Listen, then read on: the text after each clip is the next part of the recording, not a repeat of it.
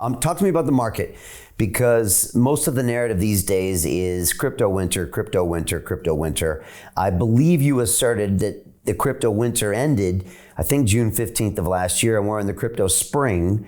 And you're good. You're good. You got me down to the day. And it's interesting. What do you mean by that? As we speak, Bitcoin is almost exactly, almost exactly the same price it was on June 15th last year.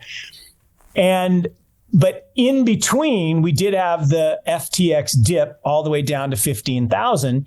People say, "Oh, Mark, that proves you were wrong. That was still winter." I'm like, whoa. Remember what spring is. So there are 4 seasons, winter, spring, summer, and fall. And I will argue the 4-year cycle of crypto follows this, about a year each. It's actually more like 15 months, 9 months, but in different cycles. But long story short, in spring, I live in North Carolina, about once every 10 years, we get what's called a snowicane. And it's basically a nor'easter, and it gets stuck, and it dumps in March 12 inches of snow. It should never happen in North Carolina, but once in a blue moon, it does. That's kind of what I view FTX was. It was a snowicane. It was Hurricane Sam.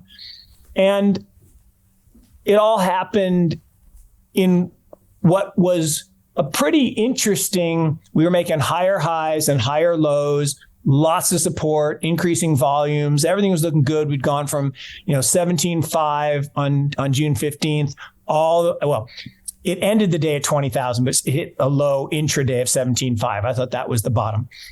And we were up back up 24. And then bang, we're down to 15 with Sam. Well, then we got all the way back to 20, and then we were back to 24. Well, now in the last couple of weeks, we're right back down to 20 with the Signature Bank and Silvergate and all this other stuff. But my point is spring, it's rainy, it's cold, it's wet, it's muddy, it's volatile, in like a lion, out like a lamb. So if you look at spring, in the last cycles, it wasn't up and to the right. It was dead flat with lots of vol. It's kind of what we've had. We're dead flat since June. I will argue we're a month to 2 months away from summer.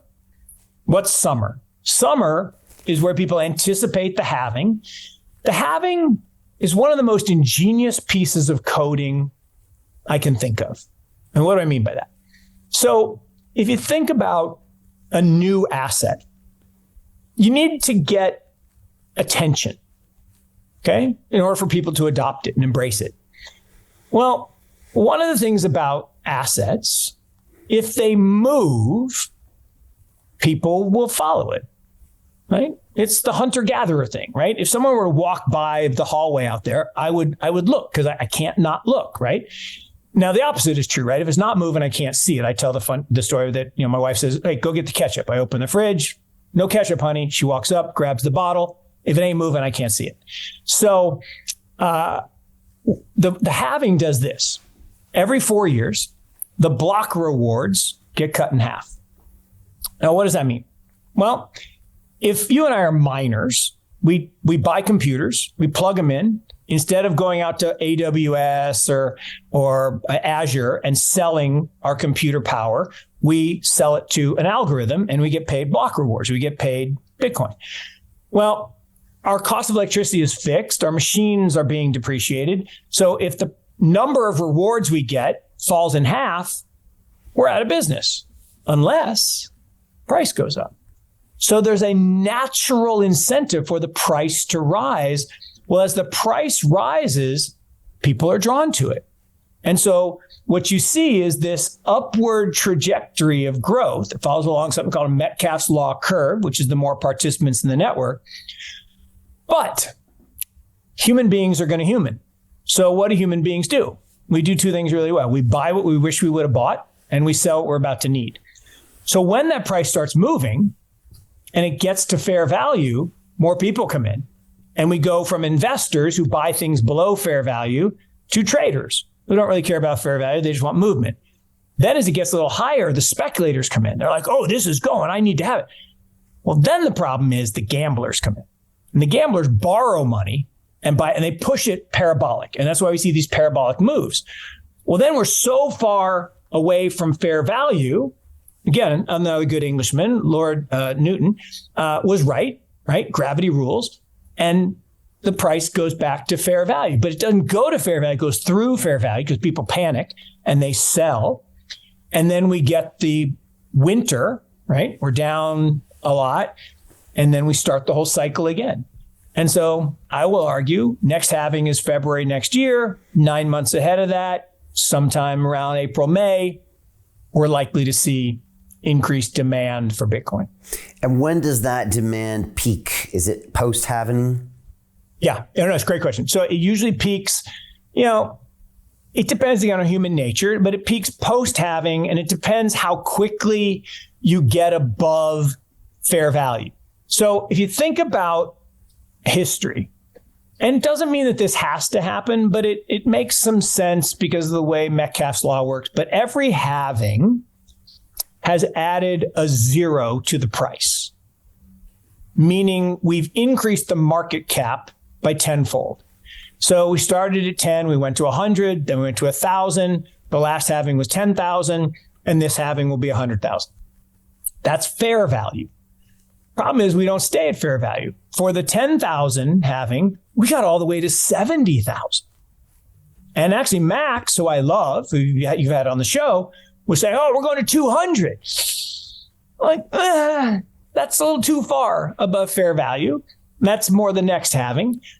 And because of that, the crash was inevitable, and we did crash. This next halving, if we 10x market cap again, we'd be at 100. Then I think we do see 200 or even 300, because that'll be the craziness. And each wave above fair value gets a little bit lower just because of the law of large numbers, right? When we were at 10, going to 100, we went all the way to 1,000. That's 10x above before we crashed back under 100. Then when we went to 1,000 the first time, we went all the way to 20,000. And then the next time we went from 10,000 to 70,000. So that number starts to shrink.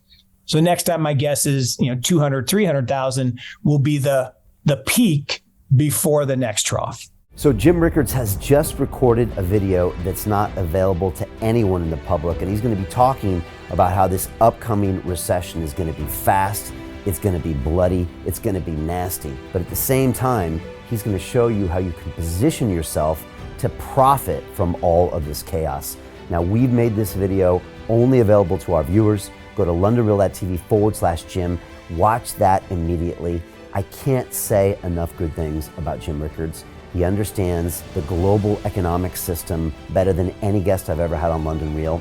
His predictions are almost uncannily true, and you can learn how to profit from his vision, from his expertise, and his understanding of economics. So go to londonreal.tv/Jim or click the link below. It's an excellent, excellent look on what's going to happen in the future and how you can position yourself to profit from that. Jim is one of the best in the business, one of my favorite guests on London Real, and he's very, very good at predicting the future and showing us all to profit from it. So click the link, and I hope you enjoy. Hey, it's Brian Rose, founder of the DeFi Academy. I've told you my 4-week crypto bootcamp is amazing, but don't take my word for it. This is what my students are saying. The DeFi Academy was an amazing experience for me. It took me totally out of my comfort zone. In this course, I was challenged, I was held accountable, and pushed to do things that honestly weren't always easy. It's been phenomenal, and I can't believe we're already up on our 4 weeks. It has flown by. Going through this DeFi accelerator by far was one of the best courses I've taken. You do this course, you really get into the nitty-gritty of the activities that will make you comfortable with decentralized finance. Thank you so much to Brian and everyone at London Real and the DeFi Academy for even putting together an amazing course like this. Anybody else that wants to do it, please sign up. It is well worth the money.